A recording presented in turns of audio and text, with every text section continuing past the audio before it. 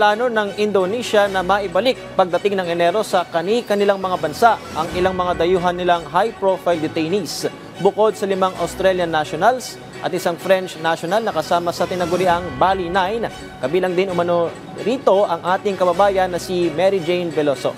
Ayon kay Indonesian Senior Minister Yusril Iza Mahendra, target na matapos ang proseso para rito sa Disyembre.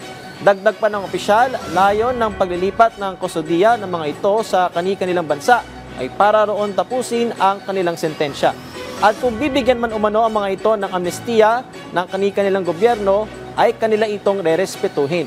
Matatanda ang 2 sa miyembro ng Bali 9 ang binitay sa pamamagitan ng firing squad. Isang namatay sa kanser habang nakalaya naman ang isa nilang miyembro noong 2018. Ang kababayan nating si Mary Jane Veloso ay una nang nailigtas mula sa parusang bitay at inaasahang makakauwi na ng bansa matapos ang higit 1 dekada.